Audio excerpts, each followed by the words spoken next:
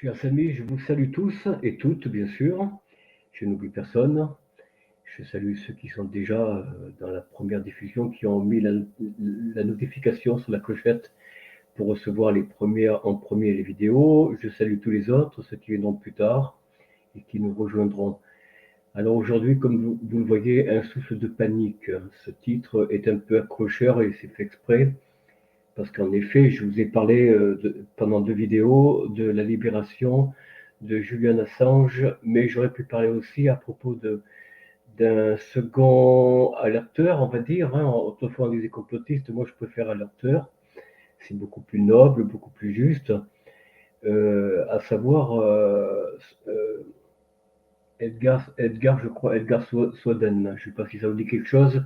Quelqu'un qui a immigré aux États-Unis pour échapper à la traque que les Américains voulaient faire après lui. Il était membre de la NS, n'importe quoi, d'un organisme secret défense, enfin je ne sais plus quoi exactement, la NSA, quelque chose comme ça, enfin je ne sais plus. Voilà, donc tous deux ont la parole libre. De nouveau, Julian Assange pourra peut-être, je dis peut-être, reprendre quelques-unes de ses activités s'il n'est pas suicidé d'ici là, s'il n'y arrive pas d'incident, sait-on jamais. En tout cas, chers amis, j'espère que vous allez bien. N'oubliez pas de mettre un pouce, de vous abonner, de liker, de partager et d'activer la clochette pour recevoir les notifications afin de recevoir en premier les vidéos qui se succèdent les unes après les autres et qui vous donne quelques pépites parfois, hein, pas toujours, mais parfois quelques pépites concernant l'information. Alors pourquoi panique, un souffle de panique? Eh bien, c'est que figurez-vous, beaucoup de candidats se représentent, ils se présentent et se représentent. Vous avez un François Hollande qui revient euh, de derrière les fagots, j'allais dire, hein, qui rejoint le front de gauche. Bien sûr, le front de gauche, c'est le centre-gauche. Hein, tout ça, c'est toute la coalition de gauche qui essaie de ressusciter et de coller les morceaux, un petit peu éparpillés, vous savez. Alors, je disais, pourquoi un vent de panique? Je reviens de ce matin, de ce que j'ai eu comme entretien avec de gens, de, deux individus, je dirais, hein, je ne dis pas personne, parce que personne c'est persona, c'est masque, non, mais deux êtres humains, je vais dire, avec qui je me suis entretenu, qui vont aller voter, bien entendu, je pense. Donc, ils n'ont pas compris qu'aller voter pour les uns comme pour les autres, c'est finalement voter toujours pour les mêmes, c'est changer pour ne rien changer, quoi.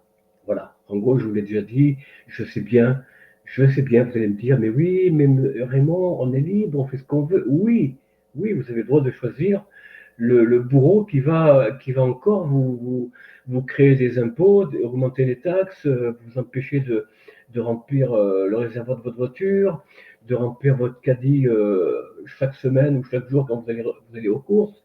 Bon, ben écoutez, votez pour celui que vous voulez, ou celle que vous voulez, de toute façon, ça ne changera rien. Je vous le dis, ça ne changera rien. Le seul vainqueur là-dedans, ce sont l'oligarchie. Voilà, l'oligarchie, c'est qui? Eh bien, c'est Soros, vous voyez, c'est les banques. C'est les banques, les Rothschild, Soros, qui est l'agitateur discret derrière un bureau, pour les révolutions oranges. Je ne sais pas si ça me dit quelque chose. Il y a quelques années, notamment dans le Maïdan, où déjà les révolutions oranges ont mis en place au pouvoir des hommes de main que les États-Unis, l'OTAN, avaient décidé de mettre en place à la place du président légitime, dont je ne sais plus le nom, mais bon, il faudrait que je fasse une recherche approfondie sur les dirigeants ukrainiens. Mais sachez que la France, elle est gouvernée par les banques. Voilà, je vous le dis franchement, les banques, Soros, tous ces gens-là. Et j'oublie pas, bien sûr, j'oublie pas. Alors là, les laboratoires de pensée, les think tanks qui ont financé les recherches pour Macron, vous savez, qu'est-ce qu'on peut faire pour la crise Covid, qu'est-ce qu'on peut faire, voilà. Alors, le cabinet Kinsey, voilà, Kinsey, oui, Kinsey, quelque chose comme ça, oui. Sinon, il y a BlackRock, je ne sais pas si ça vous dit quelque chose, BlackRock qui est un groupe financier privé, hein, c'est des entreprises privées états-uniennes, des États-Unis, qui financent à travers le monde la démocratie, comme ils disent. Hein. C'est ce mot passe-partout, ce mot qui ne signifie rien, comme désolé, hein, ça ne signifie rien, mais bon, on emploie des mots, démocratie, pardon, ça ne veut absolument rien dire. D'ailleurs, à cet effet, je reviens sur le débat d'hier, le débat d'hier, d'avant-hier, pardon, concernant Trottinette, là, l'actuel dirigeant américain, avec Trump. Franchement, c'est à mourir de rire, quoi. Vous avez vu comment il n'arrêtait pas de se reprocher, d'avoir tort, de ne pas avoir raison. Il y a eu aucun projet, aucune proposition dans le programme de l'un comme de l'autre. Je dis ça parce que nos amis d'outre-Atlantique, enfin je dis nos amis, bon, nos amis d'outre-Atlantique nous font la leçon de démocratie, mais où sont les programmes? C'est un peu comme la France, hein. Où sont les programmes des fausses promesses? Alors je reviendrai sur la France dans un instant.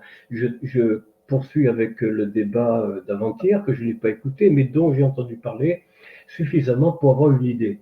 Biden, qui est of course, comme disaient les Anglais, hein, il est hors course, il est hors circuit, complètement. Alors de là d'ailleurs, même dans son camp, on réclame qu'il démissionne parce que bon, voilà. D'ailleurs, lui-même l'a reconnu, il a dit qu'il n'était plus un débatteur comme avant, comme auparavant. Mais oui, bien sûr, quand il était avec Obama, il était un peu plus jeune, il avait une soixantaine d'années déjà. Vous vous rendez compte? Déjà une soixantaine d'années ou quelque chose comme ça. Aujourd'hui, il a quel âge? Il a dans les 80 peut-être, 80 même un peu plus. Eh bien, vous voyez, comment voulez-vous qu'un homme comme ça, avec autant de difficultés qu'il a à lire ses notes, a pu avoir dirigé pendant 4 ans les États-Unis? Mais vous vous rendez compte? Vous vous rendez compte? La seule chose qui est sortie de bien de ce débat, ça venait du camp des républicains, donc de Donald Trump. C'est que s'il passe au pouvoir, alors va-t-il le faire? Je ne sais pas. En tout cas, les Russes sont aux aguets, et ils ont écouté les débats et ils pensent qu'il va le faire. Faire quoi exactement? Eh bien, c'est de mettre fin à la guerre entre l'Ukraine et la Russie. Voilà, ça c'est le projet phare. Enfin, c'est la promesse qu'a faite Donald Trump. Mais tout le reste, ça a été des reproches. Tout le reste, aussi bien du côté de Donald Trump que du côté de Joe Biden.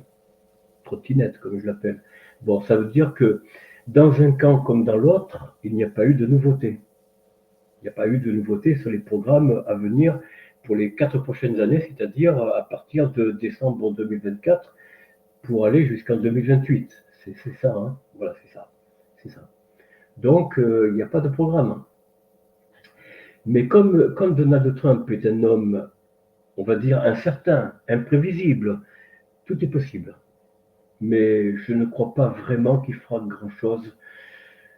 Déjà, les États-Unis arrivent à bout de souffle, il y a une dette colossale qui ne voit pas le bout. Hein. Ils sont en défaut de paiement en permanence, ils arrivent quand même à mettre fin. Bon, ils arrivent à se mettre d'accord, mais enfin, jusqu'où? Voilà. Eh bien, maintenant, revenons en Europe, revenons plus particulièrement en France. Que voulez-vous qu'il y ait des changements en France quand le système est saturé, ou plutôt ceinturé, je dirais, ceinturé par une coalition de banques, de banquiers, donc, hein, mais pas des petites banques, hein, c'est pas des petites banques comme la Poste, le Crédit Agricole et tout ça. Non, non, non, non, c'est des grosses banques qui sont, bah, il y a la BCE, il y a la Fed, il y a ces banques privées, bon, je l'ai cité une, je ne vais pas le redire, hein. Voilà, il y a d'autres banques, hein, il y a attendez que je ne dise pas de bêtises, la JP Morgan, il y a comment, la Golden Sachs, hein, qui est le principal financier d'EDF en France, il faut le savoir. Hmm. Voilà, la France est une entreprise, EDF est une entreprise, la SSCF est une entreprise. Tout ça, c'est des entreprises dont, alors, EDF est financée en partie par la Golden Sachs. La Golden Sachs, c'est comme ça qu'on dit, je crois. Enfin bref, bon, je pense que vous m'avez compris, parce que je ne connais pas trop les termes, les noms de banques, mais bon. Alors, qu'est-ce que je peux ajouter de plus? Ce que je peux vous dire, c'est que la France, elle ne s'en sortira pas par les urnes. Non. Alors, cherchez par quoi elle peut s'en sortir, je vous laisse le choix. Par les urnes, c'est le moyen de tourner en rond en permanence, quoi. Ça, c'est le jeu de pommes. Hein. Le jeu de pommes en 1787 ou 88, la promesse faite par les loges, par la loge de l'époque, hein. La loge, je ne sais pas quel était le nom. La loge, c'était les Cordeliers, non, pas les Cordeliers, c'était, je l'avais le nom, c'était les, ah, ça porte un nom de religion, là, de moines, quelque chose comme ça. Non, pas les bénédictins, enfin, je ne sais plus. Bon, enfin bref, le jeu de paume, si vous voulez, c'est la promesse qu'ils se sont faites de ne jamais, jamais accepter dans les assemblées, bon, l'Assemblée nationale, comme on dit aujourd'hui, et le Sénat, de ne jamais accepter des partis qui n'ont pas le profit de la démocratie. Alors, vous voyez, écartons les religions, bien sûr, déjà la religion catholique, hein, évidemment, écartons les royalistes, les monarchistes, et tous ces gens-là, quoi. Les admirateurs d'empereurs comme les descendants de Napoléon, ils n'ont aucune chance de se présenter. Ils ne peuvent pas. Ils sont vivants. Ils existent. Les descendants de Bonaparte, Napoléon, ils existent. Il y a des ressortis, il y a des descendants. Il y a une descendance des Bourbons. Il y a une descendance des Orléans. Bon, moi, je ne suis pas trop de ce côté-là, mais bon, je le dis franchement, bon, moi, je suis pour la lignée, honnêtement, pour une lignée, peu importe qu'il soit royaliste ou voilà, quelqu'un qui a un profil vraiment qui a une longue histoire derrière lui, une longue famille, j'allais dire. Alors, vous allez me dire, mais de qui s'agit-il? Ben, je ne vous le dirai pas, mais moi, je suis en fait pour un pouvoir permanent. Il ne s'agit pas de faire un mandat de 5 ans, de 7 ans. Non, mais c'est vrai, c'est vrai. Regardez un petit peu tous les pays de dictature qu'on traite de dictateurs, qu'on traite tous de dictateurs, que ce soit la Corée du Nord, que ce soit la Chine, que ce soit... Alors, quel autre pays encore? Enfin bon, déjà ces trois pays, écoutez, la Chine, c'est une dictature, c'est un pays socialiste, socialo-communiste, socialiste, mais ils ont su, les socialistes chinois, ils ont su s'adapter au marché. Nous, on est complètement hors course du marché. On a plus de 3000 milliards de dettes, on est incapable de pouvoir payer la dette. Et figurez-vous que les prêteurs de la dette, qui sont des banquiers, c'est la bourse, hein. La France est une entreprise qui est cotée en bourse, cotée plus ou moins. Mais comme on a un déficit colossal qui fait même peur la nouvelle dirigeante de l'Europe, pardon, Van der Leyen, ah non, c'est pas une nouvelle, ah non, elle était reconduite, hein, mais ça c'était à prévoir. Bon, il est là. Et le projet qu'elle a eu tout de suite, une fois réélu, par qui? Par les membres des 27 pays, c'est-à-dire par les dirigeants. On vous a demandé votre avis, vous? Non, pas du tout. Pas du tout. Taisez-vous, restez chez vous, allez travailler, allez bosser, payez vos impôts, payez vos taxes. On ne vous demande pas votre avis. Ils ont décidé, les chefs d'État, les dirigeants monarches royalistes, comme voilà, pas l'Angleterre, puisqu'elle n'est plus dans l'espace européen. Mais enfin, la Norvège, la Suède, enfin tous ces pays-là ont voté, je crois, plus ou moins d'une seule voix, pratiquement, la reconduction pour un deuxième ou troisième mandat de Van der Leyen, cette petite Allemande, ça ne vous rappelle rien, les, les, les détournements de fonds, la numérisation des passeports, des cartes d'identité, c'est elle, ça, hein, c'est elle qui a voulu ça, et qu'on applique ici en France comme d'un seul, comment dire, une seule tête, quoi. Hein. On obéit au doigt et à l'œil à Madame Van der Leyen, ici en France, pratiquement. Et donc, elle a été réélue, voilà, de manière non démocratique. Hein. Comme tout d'ailleurs, Schwartz pour le Forum Council World, c'est-à-dire le Davos, hein, c'est quelqu'un qui est le dirigeant de ce groupe sans avoir été nommé par le peuple, enfin élu par le peuple, quoi, vous voyez, par un peuple quelconque, de n'importe quel pays. Non, ils se coptent entre eux et il dit, ouais, toi tu seras le dirigeant, mais toi tu seras mon secrétaire, mon premier secrétaire, toi tu seras le second, toi tu seras le comptable, toi tu seras ma banque. Mais voilà, ils se font eux-mêmes leur propre gouvernement sur votre dos, sur notre dos. Et croyez-moi qu'on va en baver, hein. On va en baver parce que si on en est là avec un défaut une dette et peut-être un jour un défaut de paiement, c'est à cause de l'Europe. Alors c'est la cause de l'Europe, c'est la cause de la France dans l'Europe. Et quand je dis la France dans l'Europe, je ne parle pas du continent, je parle, comme me le rappelait un ami, là je ne parle pas du continent, je parle des 27 pays membres de Schengen, hein, n'est-ce pas? Voilà. Je ne parle pas du continent. Il y a des pays européens qui ne sont pas dans l'euro, dans l'euro. Et heureusement. Alors pourquoi un souffle de panique? C'est parce qu'à l'Élysée, ça panique. Effectivement,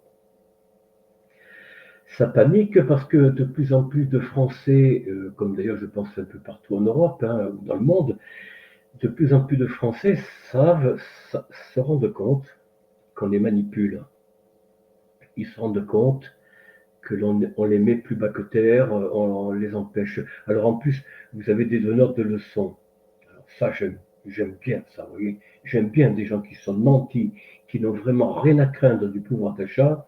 Je pense aux artistes, aux chanteurs, à certains comédiens, certains footballeurs. Je pense à Mbappé pour le premier, hein, je vous cite Mbappé, c'est celui qui me vient à l'esprit.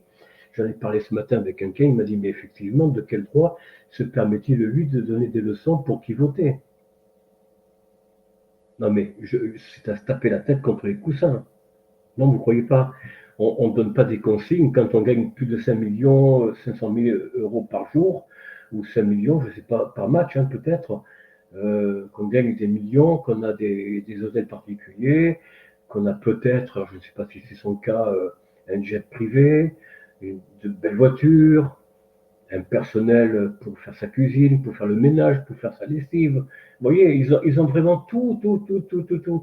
Et quant à leur manière de manger, ils ont comment ça s'appelle, des cuisiniers, des chefs cuisiniers qui vont eux-mêmes aller chercher le commerçant ou l'agriculteur, l'éleveur qui va leur donner les produits. Et donc, ils vont sélectionner avec beaucoup de sévérité, vous voyez, beaucoup de sérieux. Donc, eux, ils n'ont rien à craindre. De quel droit peuvent-ils donner des leçons? D'autant plus que nous, enfin nous, ceux qui, comme beaucoup d'entre nous, de nos semblables en France, ont du mal à joindre le 25 du mois, de chaque mois, les deux bouts. Mais de quel droit donne-t-on à ces gens qui sont en colère le droit de voter pour un camp plus que pour l'autre? Bon, après, j'ai appris, mais là, c'est à regarder de plus près. Je ne sais pas, j'ai pas vraiment de certitude. On dit que le gouvernement Attal-Macron solliciterait les Français à voter pour leur camp, hein, les représentants et représentantes de leur camp, moyennant une prime. Bon, remarquez, je ne serais pas surpris, hein, quand on sait que Macron, dès qu'il se déplace, en plus des quelques 50 quarts de CRS, que dis-je, peut-être même plus, il paie des comédiens moyennant un pack de bière ou je ne sais pas, une prime pour applaudir, vous voyez, pour dire ouais, bravo, monsieur le président. Oui, voilà, vous voyez, c'est la mise en scène, c'est le, c'est la mise en scène. Alors, bien sûr, bien sûr, vous allez me dire, mais enfin, d'où je détiens tout ça? Eh bien, écoutez, suivez les informations. Alors, c'est vrai que je passe pas mal de temps, j'ai d'ailleurs peu de temps pour moi, mais je suis heureux de vous donner ces quelques nouvelles, qui ne sont pas si nouvelles que ça. Certains d'entre vous, je suppose, connaissent déjà ces choses, lorsque je les énumère. Mais sachez qu'il y a un vent de panique un peu partout, même dans le monde, hein. Aux États-Unis, Biden n'est plus capable de faire face à un candidat euh, comme Donald Trump, ou ça aurait été un autre, ça aurait été pareil, hein. Il n'aurait pas cafouillé, il a cafouillé carrément lors de son débat. Ici, les législatives, Macron essaie par tous les moyens de retenir un peu la bride pour que les Français aillent bien voter. Mais votez bien surtout, hein. C'est pas de bien voter, mais votez bien. Ne vous trompez pas de camp surtout, hein. Les extrêmes, non, non, non, non, surtout pas. Donc en un mot, votez mon camp, c'est mieux. Comme ça, on continuera le changement le changement sans changer quoi que ce soit. Bien au contraire, en allant toujours vers la dystopie. La dystopie, c'est-à-dire la rupture avec tout ce que vous avez connu. Tout ce que vous avez connu de bien, de moments de liberté, de prendre votre souffle, et bien tout ça, c'est terminé. Vous allez rester chez vous, vous ne sortez plus, moyennant des amendes lourdes. Voilà, ça a été le confinement, vous vous souvenez, ça a été qu'une étape. C'est qu'une étape vers un autre moyen de coercition qui est à venir. Alors, attendons bien sûr les résultats des élections, bien entendu, hein. Mais est-ce que Macron va-t-il cohabiter sans heurts ni je ne sais pas. Je ne sais pas. La réponse, c'est déjà demain soir, et puis bien sûr, plus exactement, 7 jours plus tard, hein. C'est-à-dire ce sera le 9, je crois, hein, quelque chose comme ça, le 8 ou le 9, le 7 plutôt. Enfin bon, le dimanche d'après, quoi. Donc demain, dimanche 30, et puis l'étape suivante, je crois que c'est le 7, oui, voilà, c'est le 7. Voilà ce que sera l'attente que nous entrevoyons déjà. Si le camp Rassemblement National, je crois que c'est ça, RN, si le camp Rassemblement National l'emporte, ça, je vous promets que le chef de l'Élysée va tout faire pour leur mettre des bâtons dans les roues. Ça, c'est certain. C'est certain. Et il a les moyens. Il a les moyens. Il a déjà l'article 16. Et oui, où il prend tous les pouvoirs, il dissout, il renvoie tout le monde chez eux, et puis il prend tous les pouvoirs, il met l'armée, il fait ce qu'il veut, pendant 3 mois ou 6 mois, selon la constitution fantôme de 1958, hein, je rappelle. Voilà, chers amis, la vidéo que je voulais vous faire aujourd'hui, je ne vais pas aller beaucoup plus loin que ça. Je n'ai pas d'autre chose à vous dire. Le débat Biden-Trump, bon, bah,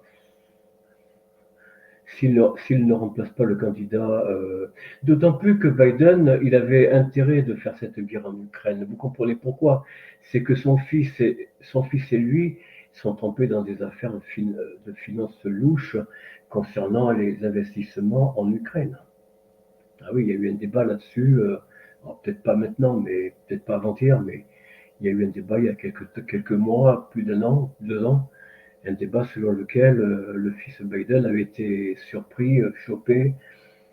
Alors, il parle plus de son ordinateur, c'est curieux, qu'il y a des choses assez bizarres.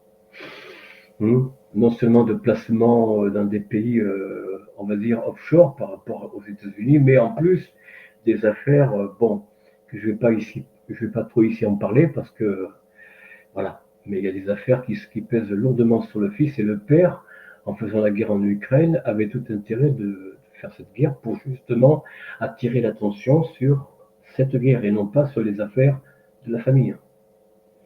Maintenant, attendons là aussi, en fin d'année, ce sera en décembre les élections aux États-Unis. Bon, c'est sans surprise, hein. De toute façon, s'il ne présente pas un autre candidat à la place de Biden, bon, ben, c'est Trump qui arrive. Et encore, je ne sais même pas, parce que avec les affaires Dominion, rappelez-vous, en 2020, le vote par procuration, c'est la meilleure façon de pouvoir trafiquer les courriers, hein. C'est la meilleure manière de remplir la machine d'autres bulletins que ceux du candidat qui arrive en tête, hein. Bon, enfin bref. C'est ainsi. Et ça s'est passé comme ça en 2022 ici chez nous. Il y a eu certainement beaucoup de votes par procuration. Quand on ne fait pas voter les morts, hein, bien entendu, c'est encore une autre affaire. Ça a toujours été depuis la démocratie, pardon, à partir de 1958, où même les morts, on les faisait voter. Enfin, peut-être pas au temps de De Gaulle, mais un peu après, quoi, vous voyez. Même après Pompidou, je crois. Mais enfin, voilà, c'est une affaire à suivre. Ces élections, aussi bien. Alors, la première affaire à suivre, c'est l'élection des législatives en France, et puis quelques temps après, ce sera aux États-Unis. Nous en reparlerons. Je vous dirai ce que j'en pense du premier tour quand je. Bon, déjà pour ne pas conclure, on va dire, pour ne pas conclure, encore une fois, chers amis, si vous votez, bien sûr, allez-y, faites-le. Pour ma part, moi, je ne vote pas pour un maître. Le maître de ma destinée, c'est moi et personne d'autre. Ça peut paraître un peu égoïste, c'est de l'ego peut-être, appelez ça comme vous voulez. Je vous laisse libre de conclure comme vous souhaitez. Mais pour moi, c'est évident que je vote pour moi, parce que mes intérêts, il n'y a que moi qui les connais. Bon, mes proches, je n'en ai plus pratiquement. Mes intérêts, ce que j'ai besoin, ce que j'ai pas besoin, ce que je dois faire, ce que je ne dois pas faire, ça je le sais. Donc, ne pas toucher à l'intégrité des gens, pas insulter les gens, que ce soit la race, la couleur, la religion. Il faut respecter les positions, ces positions-là. Il faut respecter la propriété d'autrui, c'est-à-dire des gens, toujours, hein, l'intégrité, la propriété. Tout le reste, vous pouvez le faire. Mais bien sûr, vous avez de la liberté totale. Ah oui, il y a la peur du gendarme, évidemment. Mais si vous connaissez bien vos droits et vos devoirs, si vous connaissez les lois, le droit juridique, vous aurez beaucoup moins de problèmes. Certes, il y aura peut-être des batailles à mener. On n'est jamais à l'abri, évidemment. Mais enfin, vous serez toujours averti de votre destinée, en quelque sorte. Voilà, c'est là que je conclus, chers amis, soyez heureux. Et surtout, comme je le dis souvent, prenez soin de vos proches, prenez soin de vous, mais ça, je ne le dis pas trop parce que ça fait un peu crise sanitaire et ça m'agace, honnêtement. Alors, prenez un soin de vos proches, surtout. Soyez proche d'eux par votre gentillesse, votre dévouement. Soyez heureux, vivez heureux, et puis je vous dis à très bientôt. Au revoir.